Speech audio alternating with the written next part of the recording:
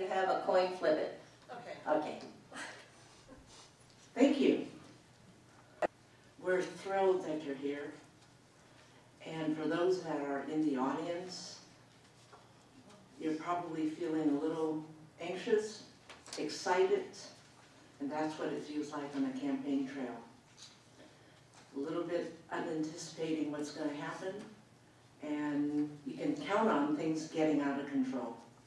So one of the things that candidates really have to think about is, are you able to handle the out of control feeling? So with that, really want to say thanks for the people who are coming from Sonoma County. Really pleased that you're here to join us, and we're delighted you're here. I'm going to talk about 4 things. First is launching your campaign now, giving the incumbents perspective. The second part is campaign tips and tricks, might as well be tricks, for this coming month, and post-Obama trends and secrets, how to keep your emotions in check. I'm going to pose some questions because I think the important part is for you to be thinking about who you are and why you might be running or helping and so forth. So first, are you organized, highly skilled in time management?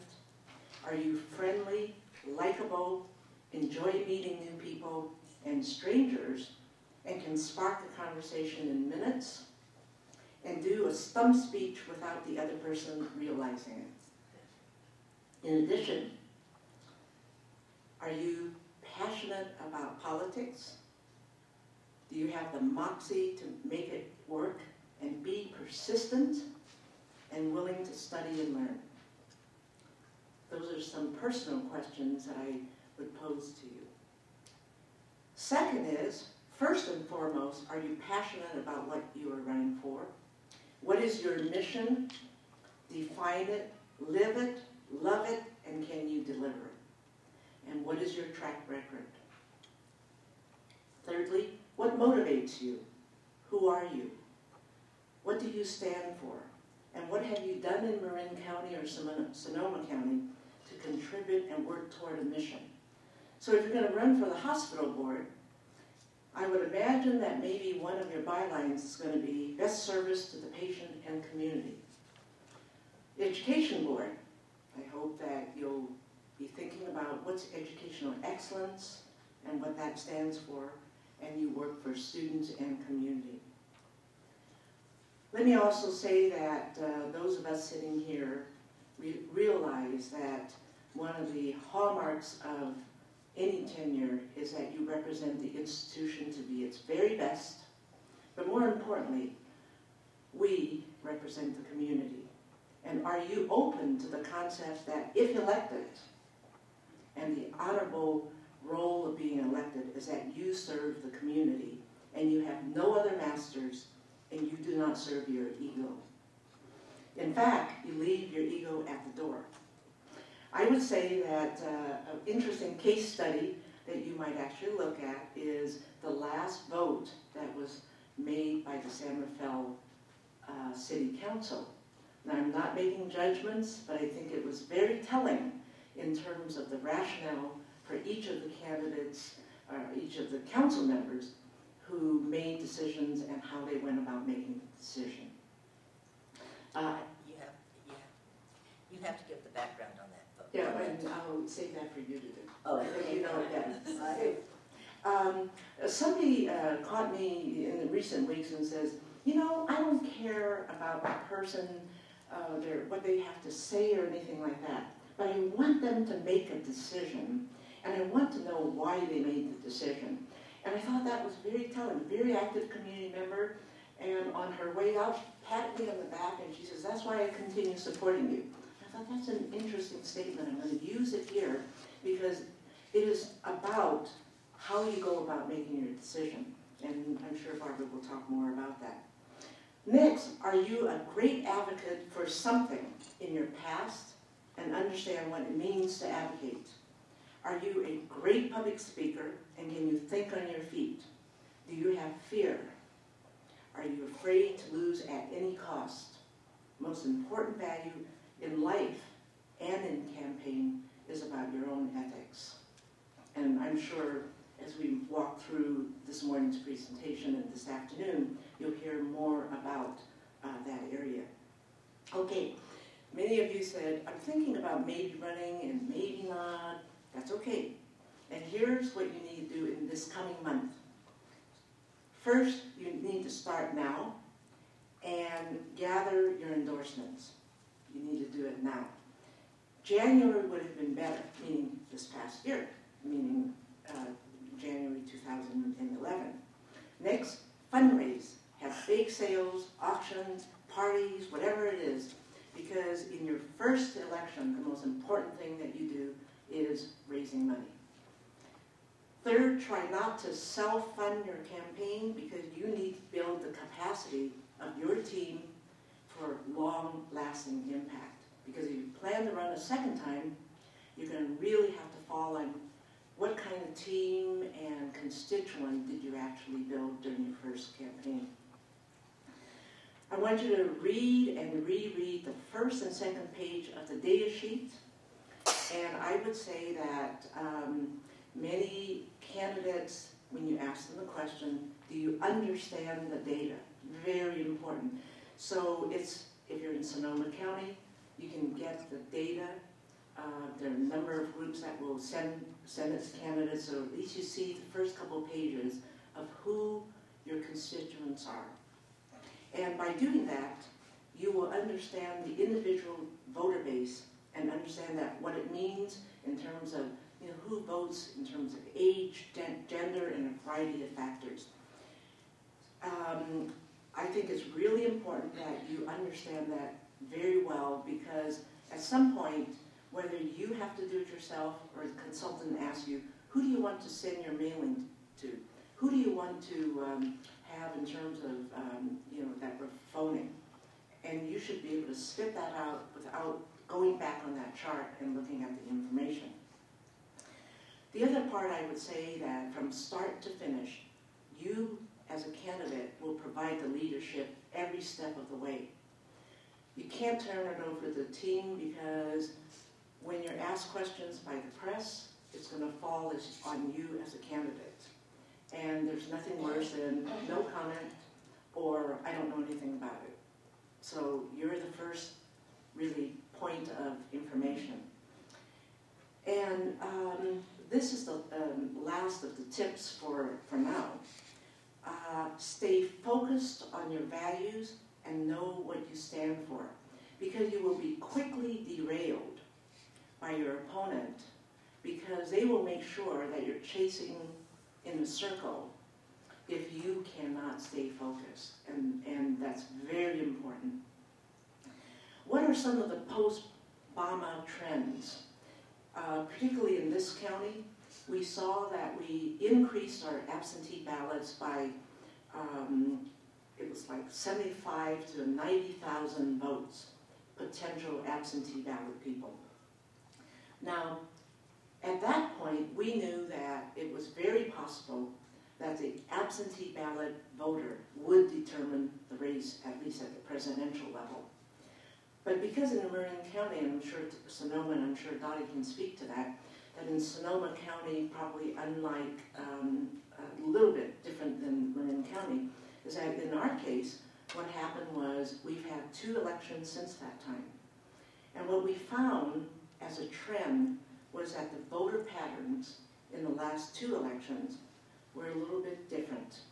And so the question as a candidate is, you need to ask the question, who predicted the races in the last 2 elections? I would say that in the last election in Marin County, it clearly was the walk-in voters and the people who had their absentee ballot walked in on that election day and deposited their vote that determined the race, because you may remember that we had to wait some days before we knew what the results were in some races. So that's something you carefully watch, as well as take that as a trend that we have seen during the last 2 elections. The other area that we've seen some significant changes is the new candidate, they're not necessarily young, they actually have great experience, entering races are very skillful in the things that cause them to win.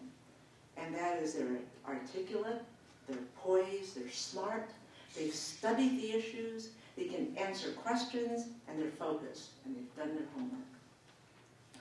Now, another trend that we're watching very carefully, because we've seen some of the missteps, that incumbents are struggling to defend their history. In other words, if you've been in office for 4 years, you have to defend how you voted, what you stood for, and your history. If you've been on longer, each time I've run, I notice it's been very, very challenging, because there are times when you may not necessarily agree with 1/7 of your board or 1/5 of the council, whatever. But you have to carefully think through that when you're running as an incumbent. So what are the secrets that I'm going to share with you? I'll give you a partial list. One of the most important ingredients that I think that candidates, whether you're an incumbent or a new person being a challenger, is how do you keep your emotions in check? And who do you talk to when you're feeling down during the campaign that you know will keep confidentiality? And I'm sure most of us can only name a few people in our lives that we can count on that's never going to speak, including your dog. Very often I have a dog, and he's probably the most unconditional, loving person around me, and consider him a person. But anyway, there are times when you absolutely cannot have certain things said outside of your own thoughts. And the other thing you don't do, or can't do, is you can't cry in public, even though you're trembling. And I kind of think that's a tee-hee, but you've watched some high-level public officials teeter-totter on not having their emotions in check. And you make judgments about that. There are appropriate times to be grieving or to feel loss or whatever. That's very appropriate to share and to be emotional about. But there are some times when you have to really stage it, and you have to just do the 1, 2, 3, and then do that. I have a whole laundry list of things, and if there's time, I will also go through it, but I'll wait until the end. All right. Great, thank you, Eva. Do you want to go, or do you want me to go? I'd be happy to go. Okay. Anyway. I'll turn on your mic. Okay, I'll turn on my mic.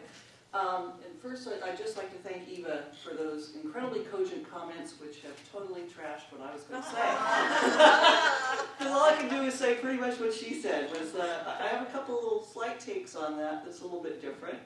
But that was some of the best advice I think you could hear from somebody who has campaigned for a long time, very successfully for a very big and frequently contested election. Eva has always come forward with that. I'm one of the newer people on the block, so I have not the wealth of experience here, but I can share a little bit of my story. I ran for the Los Colinas Valley Sanitary District Board before I got elected, so I can tell you what it's like to run a losing campaign and what you need to do there, too, because you might want to count on losing the first time. It's okay. You will actually, like she said, have built your organization, have built some of the people, you've built some name recognition by doing that, and it works well for you. The second time, it's a little bit easier. You've got some people that know about you, you've run for office again, you've shown your chops, you've walked the district, and maybe you're walking it again, so that has continued to build some name and face recognition. It's really important to get out there and get in the public. It's important to show up, even if you're just showing up in front of Safeway or whatever is happening in your community, to show up as a candidate and be there. I would also totally recommend that you get a campaign manager, because this is not something you can do on your own if you're running for a big office. For myself, just having someone walk me through, say, this is the form you need to fill out now. This is what you need to be keeping track of now, so that those nuts and bolts decisions that and for me, get in the way of actually just being out there and talking to people and getting my message across. When you have to run those nuts and bolts, it's really good to have somebody who's paying attention to those details, unless you're incredibly more focused than I am. So, Dottie was great for me. I'm sure there's other great people out there, but I totally appreciated the work she did for me on my campaign and getting my materials together. And that's the other thing, to get your materials together. As well as knowing what your message is and why you're running, which is, I think, the paramount, the most important thing you can do is to know why you're running and what message you're bringing and what difference you're going to make for the position you're running for, is to get that honed onto your material so you can get that out there quick. I feel like in Marin we've got a very aging population. I feel like the absentee voter, despite present trends, is frequently, they get their materials in the mail that weekend, they vote it that weekend, because then they don't have to think about it. So it's really important that you've gotten your message to them early. That's just a piece I would toss out there. The other thing, good old social media. I hope you're better at it than I am, but my God, if you can do Facebook and Twitter, whatever that is, you should definitely be doing that. And for sure, you must have a website. You have got to have a website. It is the way half the people, at least, are tracking. Even some of the older people, they're on Facebook, they're doing that stuff. And it's a great way and a cheap way to get your message across. It's really important to get the word out so that people can find you. You can put all your positions there. You can write it up ahead of time, like right now, along with getting your endorsements and your money lined up. You can start writing those words up now so they're ready to go when you're ready to campaign. A campaign is pretty much an altered state of reality. It is a pressure cooker and a whirlpool all in one. What Eva said about having people you can talk to is essential. You will have meltdowns. And it's really good to have one or two people that are maybe not in politics that you can just talk to and be with, and also get a sanity reality check, because it's not just all about campaigning, it's not all about you, it's not all about whatever you think it is, but there's other things going on in people's lives as well. And it's really good to get that feedback. Also good to take sometimes like a day off and go to the beach and forget about the campaign. We've all done that. So hang on to those good friends that you've got now that maybe aren't in politics, and be sure to use them as sounding boards. And if you're feeling like you're going slightly off the deep end, you can ask them. I want to give you Damon Connolly's, premier tip for running for office. This is like the best tip on the planet. Run for an uncontested office. It's the best. But the other thing is a little bit of my personal story, which folks here have asked me to share. So the first time I didn't make it, so I thought about running again the second time. There was actually an opening on the board, which I applied for because one of the board members had died. So I applied and was actually accepted. There was 2 or 3 other people that had applied. And then there was some brouhaha, and so they took that back. Apparently they hadn't followed quite proper procedure. And so then they appointed the other guy. Well, that was interesting. So I was questioning whether I would run or not, again, given that that was the case. And it was like the night before, and I was up at a conference in Seattle, and I get a call from one of the other board members who had been encouraging me to run over and over again. And she said, "Do you know you're supposed to file tomorrow?" And I said, "No." So we called the voter registration department to see if I could file by fax. And they assured me that I could. So I filled out all the paperwork. So as opposed to running your campaign now, I ran it remotely, a long way away, with not a lot of forethought. So we bonked together a candidate statement and filed all the forms and did all that stuff that you have to do in order to apply. And I think we did that in a 24-hour period. And then apparently there was a little mix-up. That apparently they didn't like faxed signatures. Apparently they didn't think that my materials was done on a timely fashion because that wasn't acceptable. So I actually had to then go to court because I was told one thing by the Office of the Registrar and then they told me something else. And one of my points was that, well, had I known that I had to do it in person, I could have in fact flown back filed it in person, and you would have had it properly, but I was told that I could fax my signature and my materials in and that would be okay. So unfortunately the judge ruled in my favor on that case, but it did take a little bit more of a couple more steps, a couple of other hurdles. So persistence is useful, and then there were some other things that happened. It continues on.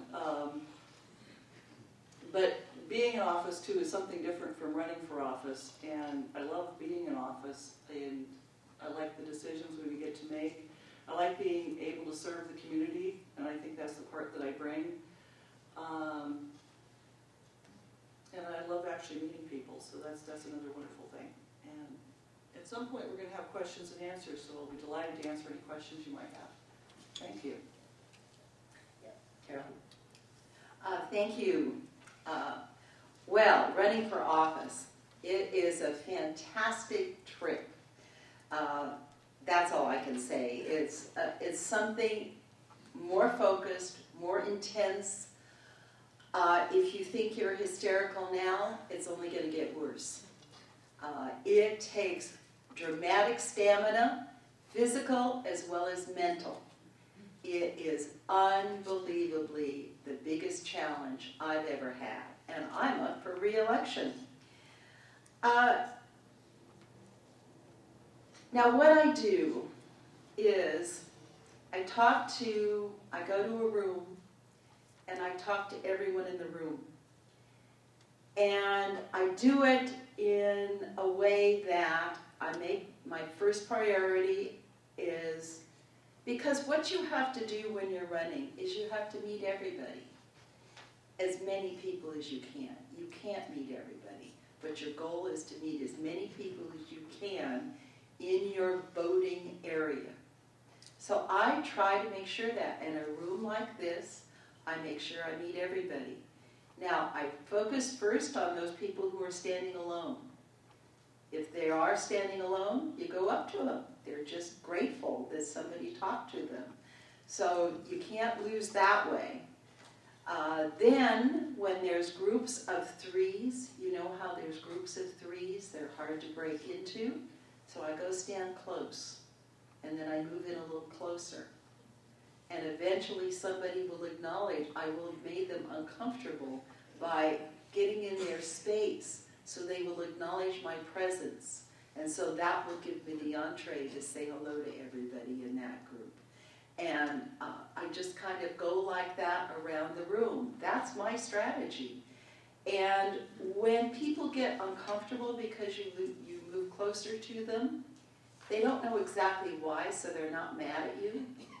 So you're able to do that without them getting mad at you, because as soon as they acknowledge you, you can back away. And it gives you an opportunity to talk to them. What do you talk to them about? You talk to them about anything you can think of, and then you get to your message. And you should need to have 3 points in your message. Whatever it is, you have 3 points. And you go over and over that with each group that you meet. And that's the way I've been able to do it. I ran for the college board from Nevada. Everyone told me, you can't run from the college board, Marin Community College District, from Nevada because you'll never get elected. And I said, okay. Well, I had been on the Status of Women Commission. I know a bunch of people around the county. So I got them to know about my campaign. I got them to talk to other people about the campaign, and that was sort of the base that I started from. And I ran, and I was the top vote getter. Then, from there, I ran for the college board. It was an open seat. It was, somebody had gone to the Board of Supervisors, so they went to appoint. So I went for the appointment. They decided to call an election, so I went for that open seat. Now, people who supported me on the college board were mad at me for running for city council. Okay, how do I overcome that? Well, it was not easy. They were mad at me for deserting the college district. But I ran the first time, and I lost by a few votes, not a lot. So I ran immediately again, and I was the top vote getter again. So one way I really like to go out and meet people is by walking precincts. Put that on your list. I find that people will talk to you when you go ring their doorbell and meet them. Meet them on their territory, and then you ask them what their issues are. Every time I go to the door, I ask people what your concerns are about your city.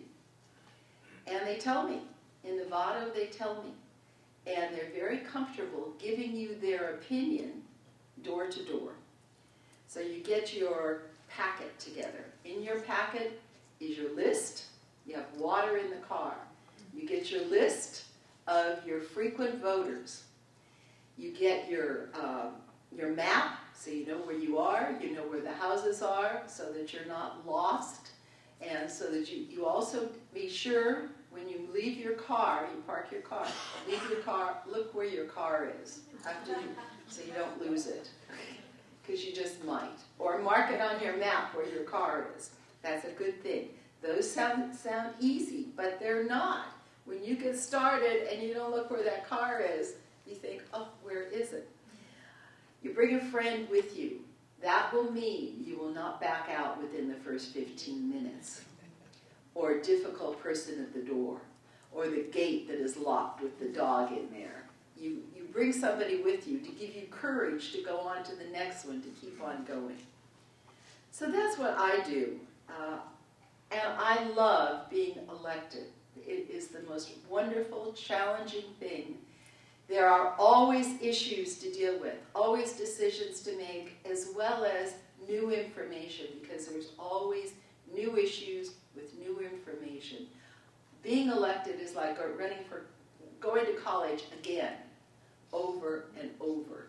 So it's always challenging, it's always exciting, and I wish you luck. It is the most exciting thing that you can do.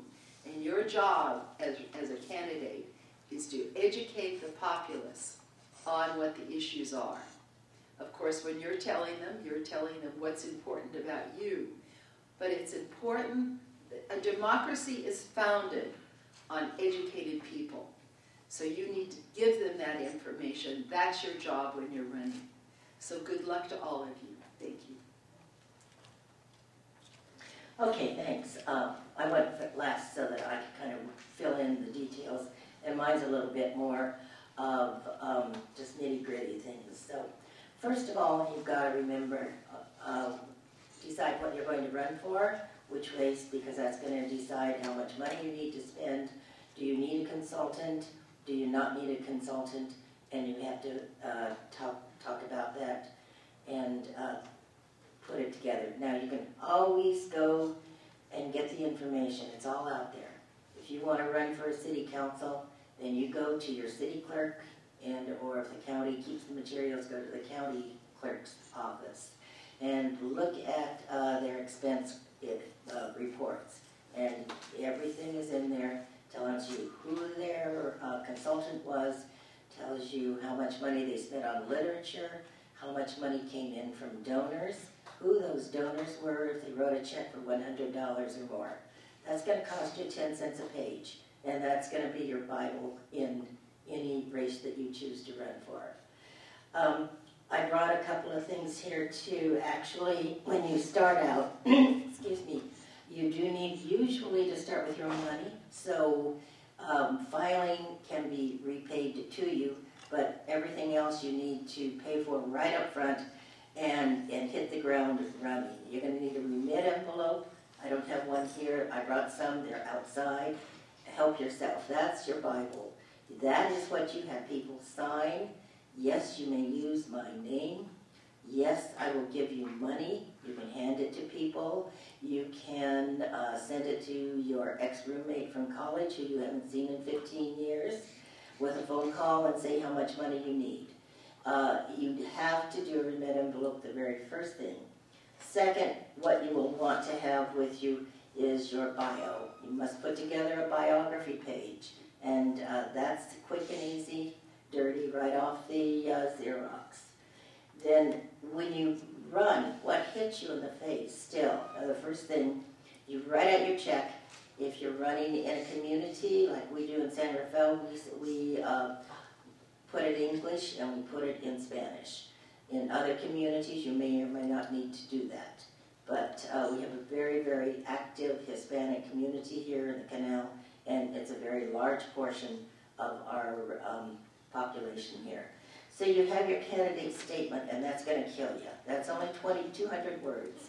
Try and tell your own life in 200 words and why you want to run for something. And I have a couple samples. And you know, I didn't make copies of all these. If anyone wants copies, then just write your name down on a piece of paper and I'll mail them to you. But I do have literature out there. Help yourself.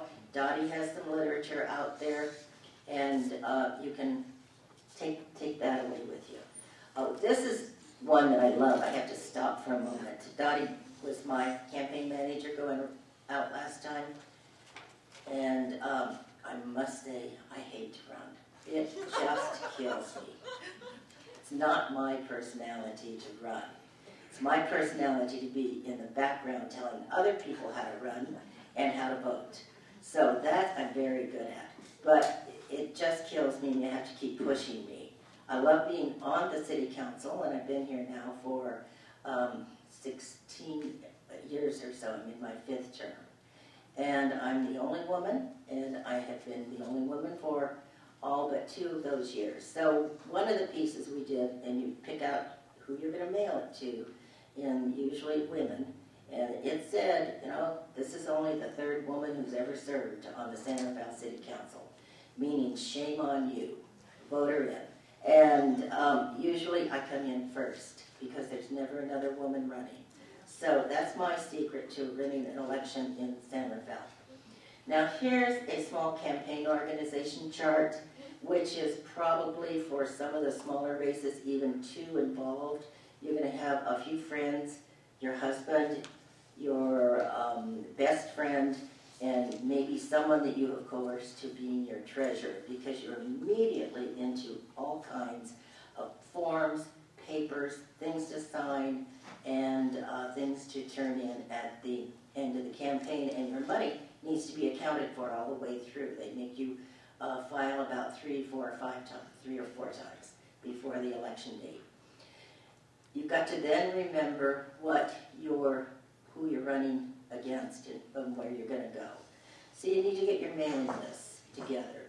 And in that, just for an example, San Rafael is 28,000 registered voters.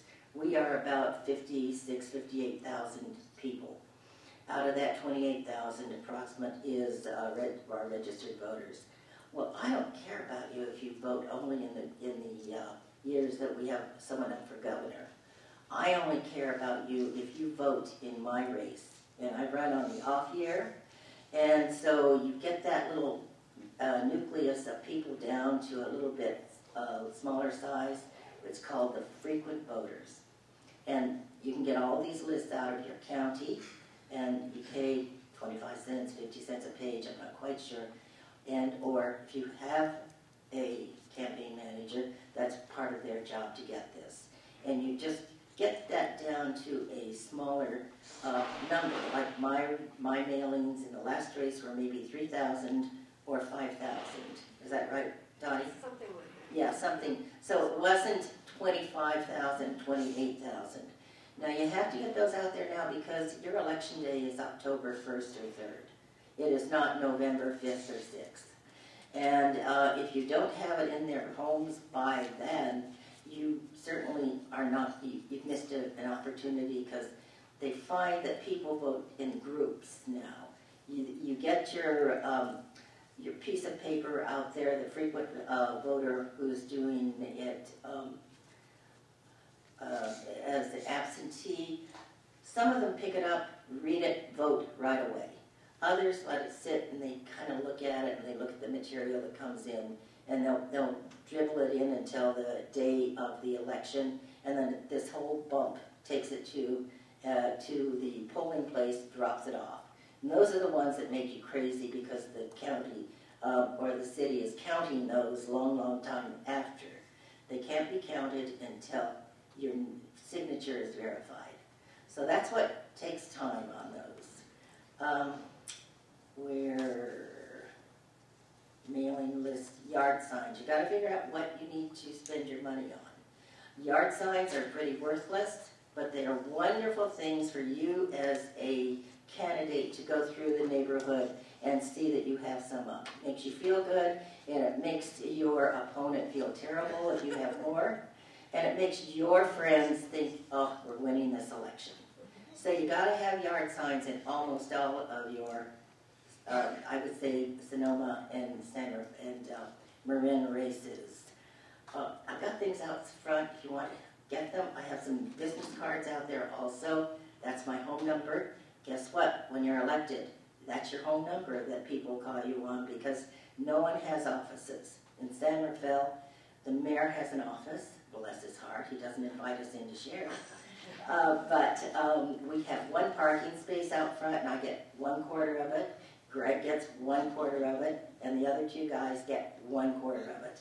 So you're working out of your home, and they catch you in the grocery store, and you can't run. I mean, yesterday I went through with no makeup on, and I had to do this and I had to do that, and I'll be damned, I talked to about 4 people. I was so mad. But you keep your sunglasses on, but they still talk to you. And then you mentioned we had a very interesting vote just a couple of weeks ago now, which was Target. Is Target going to come into the city? Is Target not going to come into the city? And actually, it had been going through the system for about 5 years. But once it hits the voting stage, that's when people wake up and say, oh yes, oh no. And it was a split vote on the council. It was 3-2. And I was a yes vote. I always hate it when someone says, like the newspaper, Barbara most of the time votes the way the mayor does. Absolutely wrong. He votes last. I vote before he does. So he always votes the way I do. But it's split, and so those are interesting. I'll be happy to talk to anyone about my reason for voting for it. Greg, on the other hand, voted against it. And so it's just, you get those. That's fine. Those are the interesting ones. Most of the time, it's very routine. So you're all voting together, and what are you going to do? Fight over the minutes? No. It's you just say yes and go forward. Your literature can be simple, or it can be very involved. This is one from an earlier campaign, just a big cardboard thing. Just one color, 2 colors actually. And it's just now that we're getting into these beautiful, beautiful campaign pieces of literature that you use all 5 colors and pictures, and they're very, very fun to look at. I love them.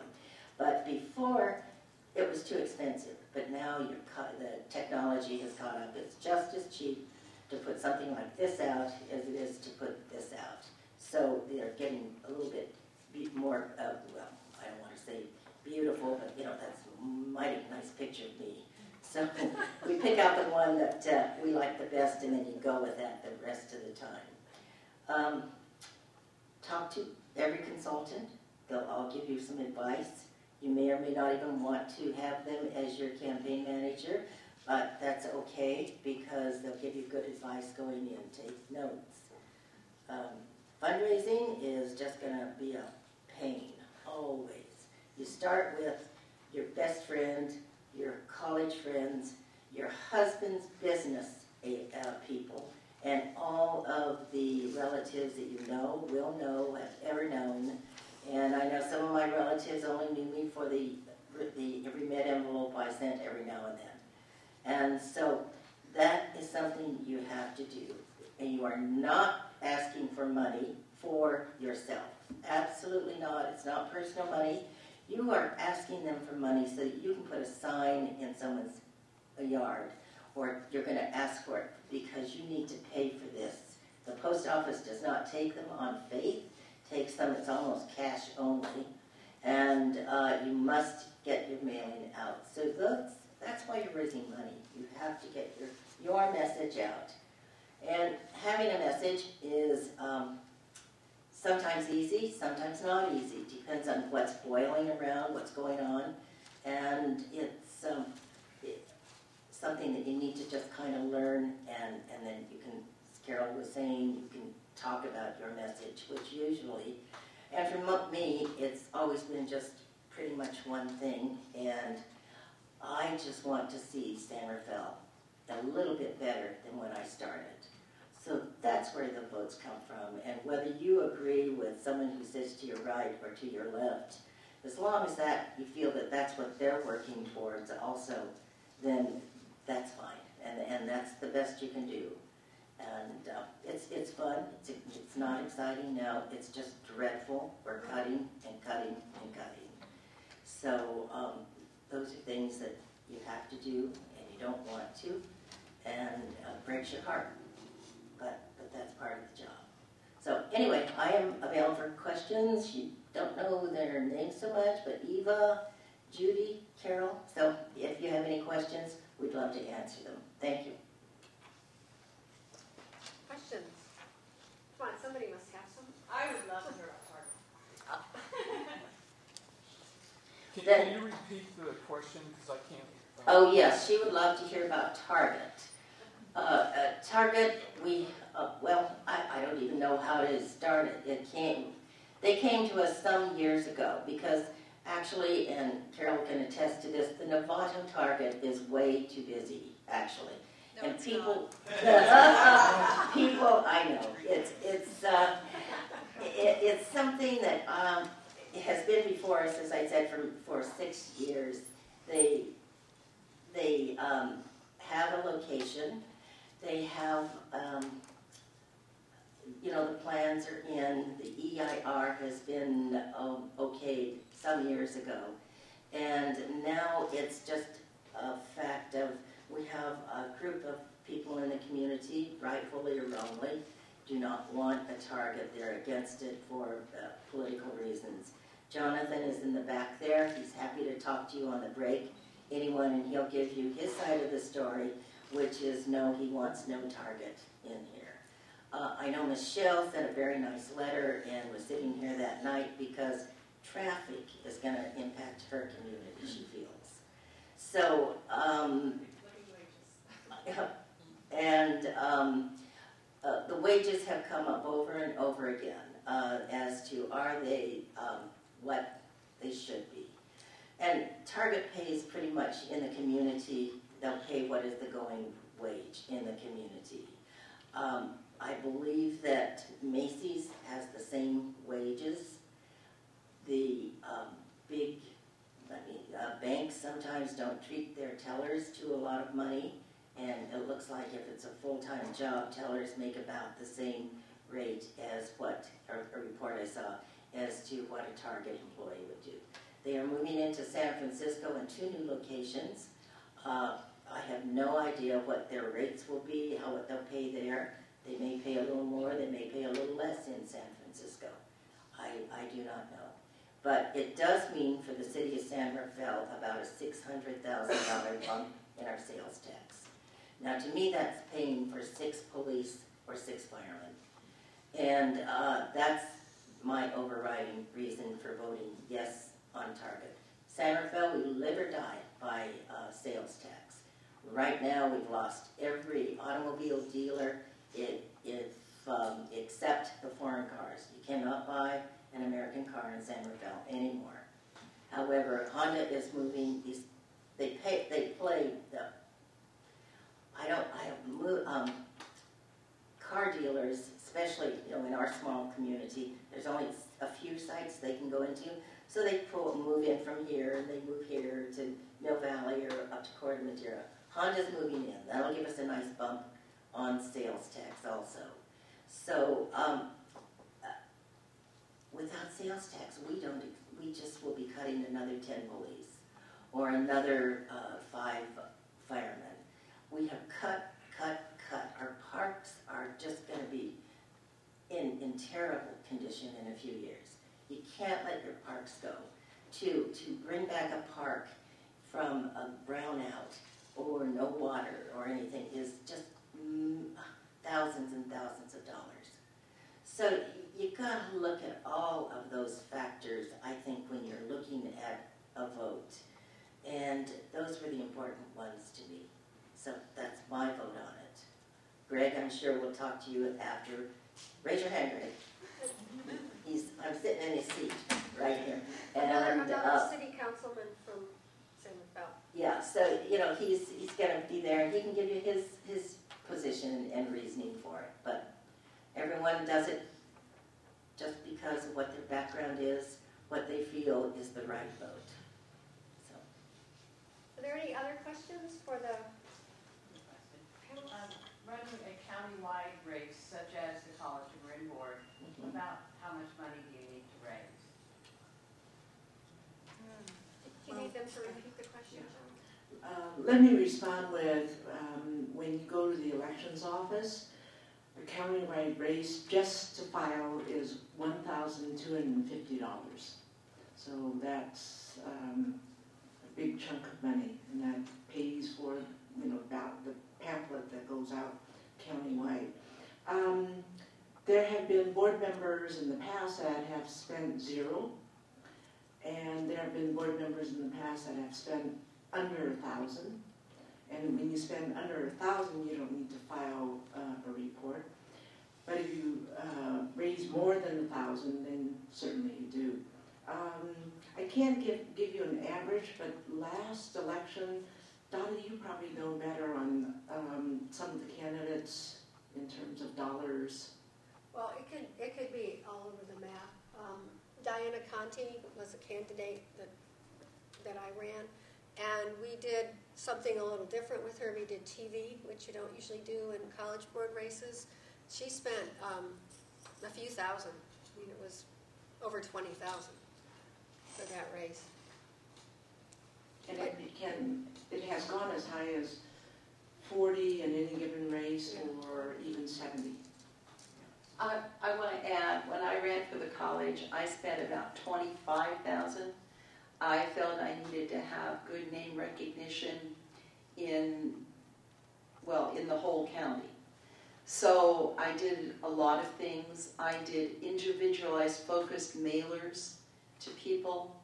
I think you can do that well. I did a little bit of walking throughout the county, but you certainly can't walk the whole county. There is no way to do that. I think, as Dottie said, it's all over the map. You can spend it is unlimited. You can spend as much as you are willing to spend, or as much as you can get. So that's an interesting thing. So you have to focus on where you're going to be spending your money so that it targets the people to your strengths. That's where you put your money.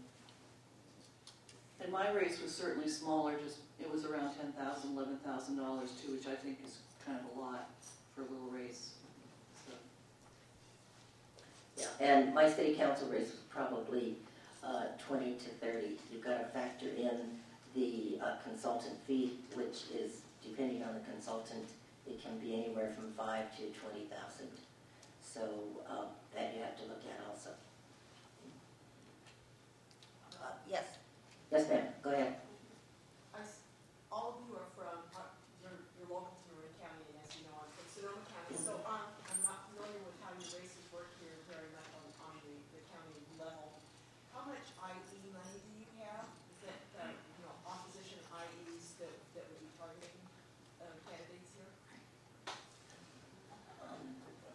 I don't know that we would have.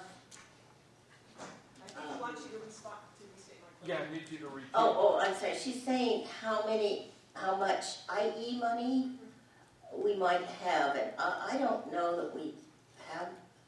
Do you have IE Yes. targeted mailers Yes. in Marin County is what I'm asking. Do we send targeted mailers or vice versa? Independent. It's usually, in many cases, that would come from some of the labor groups. They would be the ones who would perhaps target a race for a yes vote or a no vote.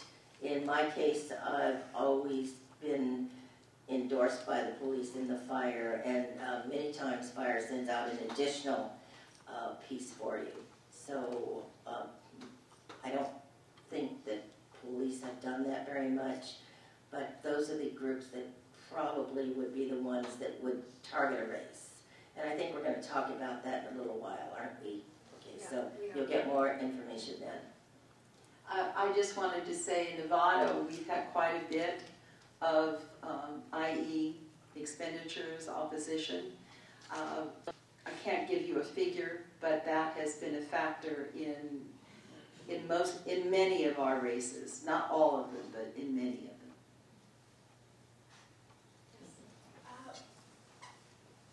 I work actually at Marin in Nevada. Oh, wonderful! And, That's great. I will have to continue to work full time, so I'm just wondering, is there a disadvantage to someone like me who works full time? I'll be able to get out in the evenings, obviously, the weekends, but I won't be able to go to the garden clubs and teas and things like that. And so, how do you volley that? Can you take a vacation? Okay, I would suggest you do that because it takes such an intense amount of time and energy. I don't think that you can work full-time, a regular 9-to-5 kind of job, and run for office at the tail end of it. I think you can for a while, but the last couple of months are really too intense, and I don't think you can do it. You could work part-time during that time, but I don't think you could possibly work for a full-time position. I might answer that. During my first race, I was working in a 8 to 5, 8 to 6, whatever job, but I was able to flex my schedule so it was possible. But it's very demanding, especially when September rolls around. To that 2 months is very intense. And but if you have flexible schedules, I think it's possible, but it's difficult. But depending on your work situation, because in today's technology, you could actually do a lot, electronically and that kind of thing. It's interesting. At one point, we looked at the College Board composition, those who were elected. I would say it was like something like 6 out of 7 were self-employed. Now we're back to, I think there's like 2 or 3 who are employed full-time plus more, and then the rest are self-employed. Okay, Dottie's getting out the microphone that I was entrusted with the city clerk, and I can't let it out of my sight. There are 2 knobs. Can you hear this? Got it, it's on. Good girl. So people can ask questions with this. Why don't we do that? So then you won't have to have them do it again. Let's see if it works. Hi. You mentioned about gathering endorsers. How much of this activity should be done pre-campaign? Oh, if you're going to run in 2 years, start now. If you know what you're going to run for, you start out right now and tell people that I'm going to run in such and such a time, and I need your help. And you don't need to, for that, you don't need a full-fledged remit envelope. You can just print up a card that you can mail or hand out, and you watch them sign their name, and you take it back, and you say, thank you very much, I'll be in touch. So don't wait. Any other activities that can go on at this time while you're gathering? Yeah, infiltrate your community. Raise money. Other suggestions you got? Yeah, and get people to promise they'll give you money. Now, some of that won't come in, so don't be disappointed, but it will absolutely amaze you. The people that just vote and send checks just for community or for their city or whatever, they'll I don't know what position you might be looking at. So it's just sometimes you just get a check and you go, I don't know this person, but it comes through the mail. And I got one on what is it, Dottie? What did you force me into? I know. Facebook, and it's like, and then and I got $1,000 check from someone. I had no idea who it was. And of course I called him up and we talked, and I said thank you, but money will come that way as a surprise. But if you don't get it from the people around you, it's something you're going to have to make up your mind that it's going to be your own money. And You also asked, what should you be doing now? And I would also say that if you're interested in a particular race or particular board, you be attending those meetings and getting to know what the issues are for what's going on with that board. What are the strengths and weaknesses of the board members you may be running against? And what are the strengths and weaknesses that you see are happening? Or what are the issues that they're dealing with? Or what are the issues they're not dealing with that you think they ought to be dealing with? So that you have first of all, you've got some face recognition, and you can talk knowledgeably about what they're discussing. So that's equally important. Any more questions? We've got about 10 more minutes, and then we're going to wrap this up, get ready for lunch. And Richard Rubin, who is sitting in the back row now, is going to talk to us about redistricting at noon. So any more questions? Only once, twice? Want to wrap up a little bit here? sure, I was going to say, if you want to ask us any questions, Dottie, or anyone from Richard can't ask questions, he's going to talk. Do you have any questions? Do you know if we missed any areas? I think you did a good job talking about the different kinds of races. Eva had a couple more things she wanted to say. It's important to know they're very different kinds of offices that they're in. Two of them, Carol and Barbara, are in large city councils, which is very different from Eva, who's on a countywide board. That's the college board, but it has less visibility when you go into the election booth. It's one of the ones you don't look at that closely often, and that's why it's important if you're running for the college board to get your name out there.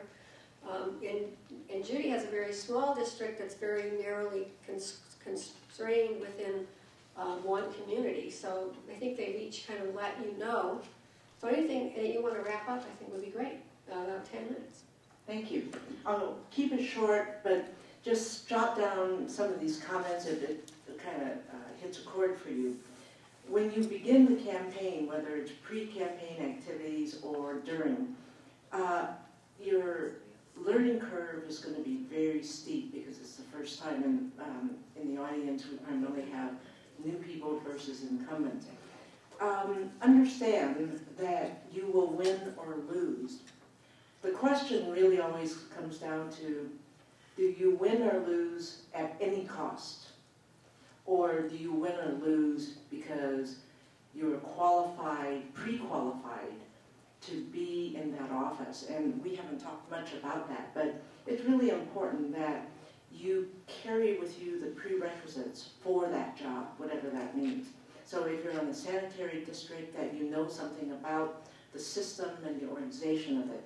If you're running for a college board, you know something about education, so that you're not just walking into it with not understanding some of the issues. Same with the city. If you're running for city, it's really helpful if you've been on the planning commission or on a committee of the city, and those types of prerequisites. So when you're running, then you don't really worry too much about the pre-qualifications or prerequisites. During the campaign, I think I mentioned, but I'm going to be very direct, your heart and soul will be in the campaign. And it's going to be very personal. And it's going to be your effort and your homework and your tenaciousness in that campaign. The good news is there is life after the race. The intensity of the race is like 2.5 months, but a lot of preparation before that. And then I would invite you to think about the whole area of rejection. It's really important because if you ask somebody for money and they say, oh, I'm sorry, I'm already committed to someone else, what do you say? How do you deal with it?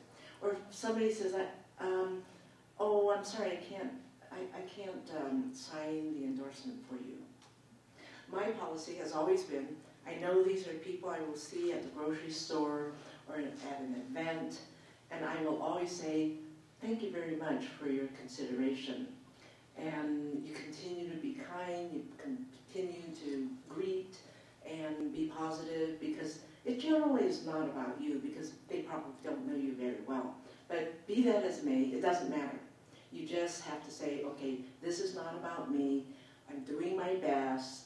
And yes, that was a rejection. And then you'll feel better about it. If you win, the real work begins. And you have to ask yourself when you're about ready to start, why is this important to you? What is compelling you to run and to run now? And there's always a reason. Barbara's an expert on dialing for dollars. If you get into a problem, talk to Barbara. And you do. You get on the phone every single day and you start dialing for dollars. And the lesson that I learned was you dial the person who you know loves you, that's your friend, that's your supporter. That's it. And those are the people that are going to give you your first dollars. And I remember I had these lists, and I looked at the list and I'd say, is this a 1, 2, or a 3? The 1s are your family and friends. The 2 are people who you have contact with, but you're maybe not always sure they'll donate. And then the 3rd is, it's really a bigger universe of people who you don't know. It's like the one on Facebook. The one thing is that you get your biggest dollars with your friends and family members. And there'll be, I know Donnie's going to be covering that later in the afternoon. You have many challenges, you'll have things you want to do, and you'll have the gift of time. Every day you should be celebrating a little bit each day about the success of the campaign. Have fun. That's really important, that it's not always serious business. The biggest pleasure that I have is getting out there and meeting new people. I always think, oh gosh, stepping out again, with, new space, new knowledge, new something. But, it's good because you'll learn that the community is so open, so accepting of your candidacy. Also, as you're thinking about it, the most fun, maybe, is election night, and that you should plan something really special for you that makes sense. Reflect on what you're learning daily. Do not take anything for granted. And don't take yourself too seriously, because it's so intense that there are times you just have to laugh. You say, this is really stupid, right? Things that you have to do sometimes. But have a good laughter from it. Say thank you, express appreciation, and those would be some of the kind of global things that I would like you to keep in mind as you begin that journey. Thank you. Okay, anybody else want to make a couple of comments, and then what we're going to do, I'd like to get out of here a little before 12, because what we're going to do is take about 15 minutes to grab lunch out in the atrium there, and then Richard Rubin is going to come back in here about, say, 20 after 12, quarter to 20 after, and have us talk in here, and we can't bring any food in here, so you're going to have to eat fast out there. So 5 more minutes for the rest of you to wrap it up. Let's get lunch. I just want to say that it's a real blessing to be able to run for office. And the positives are that it's the close contact with people that I absolutely love. It's also the kindness of people who come into your campaign or say that they will support you because they see some quality in you that they are willing to help. And that is such a wonderful thing. It takes my breath away, even still talking about it. How people are so kind and so supportive. Now, rejection. I will never forget going out and talking to people that I have known for like 20 years. You go to your friends, so you ask them for help, donations, support. Well, I don't know. I don't know what you stand for. And they've been having dinner with me. They've been talking with me. That kind of stuff is awful. I mean, I don't care that you're nice about it. It hurts. It's just so painful. It's like, what? You haven't been listening. But you just kind of go on, and sometimes they come around. But the initial, it just takes your breath away. But what campaigning does, it gives you the respect for an office, the respect for our democratic system. There is nothing else like it, like this in the world. It is so positive to be able to come and work hard to bring a community of people together. There is nothing like it, and so I do wish you luck. And I'm imagining that a lot of you, like me, worked on campaigns before you decided to run. You've probably worked on numerous campaigns. You've hung door hangers, you've made phone calls, you've done all that stuff. And so what impressed you? Look at what drew you to work for that particular candidate. And like Carolyn just said, you know, someone that really sparked something in you. And I know you're also looking at running for office because you think you will make a difference. You will do something for yourself, for the community. And I just want to thank you for that. Because without wonderful qualified candidates and people who are willing to run and willing to take on sometimes this onerous task of campaigning, we don't have a democracy. And I would like to strongly encourage anyone who feels like they can do a good job, that they can make a difference, that they will stand up for the values that they believe are important and for their community, to please run, because we need you. Thank you. Okay, I'll just wrap up with a couple of points at the very that I've always gone by. And the hurtful rejection phone calls, you've got to get those, but what you always do immediately is call your mother or your best friend so that you get positive feedback right away. Otherwise, it gets harder and harder to pick up that phone because you get more and more afraid of someone rejecting you. And so balance it out with the good phone calls. And I'm always there and I'll pick you up. Carol's there, she'll pick you up. So, you know, give us the call and we'll just say, oh, well, they're stupid. And so, and then the last thing I'll say is do not forget your family. Do involve them. And sometimes you bring them in kicking and screaming. Especially children, they'll give you lip service and say, oh, sure, Mom, but when Mom's not there for that after-school sandwich, that's a little bit different story. So you got to bring your family along. My husband is my sign person, and he just drives all over, puts signs up everywhere.